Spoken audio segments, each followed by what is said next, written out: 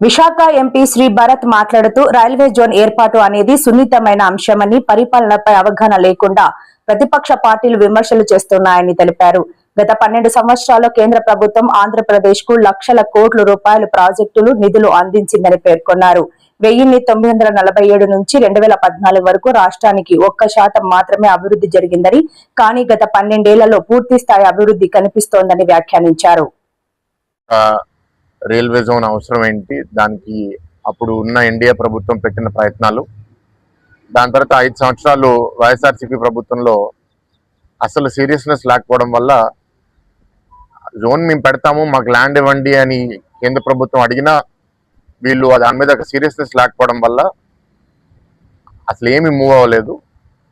మళ్ళీ ఇప్పుడు ఎన్డీఏ ప్రభుత్వం వచ్చిన వెంటనే ఆ ల్యాండ్ మీద 2-3 సార్లు విజిట్ సర్వే జరిగి ఆ ల్యాండ్ ఇవ్వచ్చు అని వాళ్ళతో కన్ఫర్మేషన్ తీపించుకుని దాని తర్వాత డిజైన్స్, కన్స్ట్రక్షను అన్నీ వాళ్ళ చాలా వేగంగా ప్రోగ్రెస్ అవుతుంది. మీరు కూడా అందరూ అది చూస్తున్నారు. దాని తర్వాత గెజెట్ నోటిఫికేషన్ ఎప్పుడు ఇష్యూ అవుతుందని ఎన్నో రోజుల నుంచి మీడియా మిత్రులు అడుగుతున్నారు.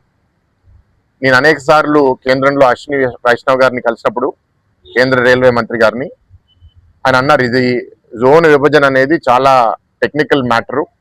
ఎందుకంటే ఒక జోన్ ఎండ్ అయ్యి ఇంకో జోన్ స్టార్ట్ అయినప్పుడు railway controls, safety features, communication, hand over process ఇదంతా చాలా జాగ్రత్తగా జరగకపోతే రేపు ఏ రైలు ప్రమాదం జరిగినా మళ్ళీ ప్రజలకి ఇబ్బంది కలుగుతుంది. కాబట్టి చాలా జాగ్రత్తగా టెక్నికల్గా వాళ్ళు వర్కౌట్ చేసుకుని స్టెప్ బై స్టెప్ చేసుకుంటూ వచ్చారు. మీరు చూశారు. ఫస్ట్ జిఎంని అపాయింట్ చేశారు, దాని తర్వాత పిహెచ్ఓడీస్ని అపాయింట్ చేశారు, దాని తర్వాత ఇక్కడ ట్రాన్స్ఫర్ అవడానికి, అపాయింట్ అవడానికి అప్లికేషన్స్ కోసం పిలిచారు. ఎంత ఎస్టాబ్లిష్మెంట్ ఇది ఒక ప్రాసెస్. ఏంటంటే మీడియా మిత్రులు, జనాలకు కూడా చెప్పేది, ఏదైనా మనం సక్రమంగా చేసేటప్పుడు మంచి ప్రభుత్వం అనేది బాగా చేస్తుంది. ప్రతిపక్ష పార్టీలు ఏంటి అంటే వాళ్ళు ఉన్నప్పుడు 5 ఏళ్ళు ఏమీ చేయరు, కానీ ఆపోజిషన్లో ఉన్నప్పుడు మాత్రం ఇవాళ కోరుకుంటే రేపు అవ్వాలంటారు. పరిపాలన ఏంటి అనేది వాళ్ళకి తెలియదని నాకు అనిపిస్తుంది.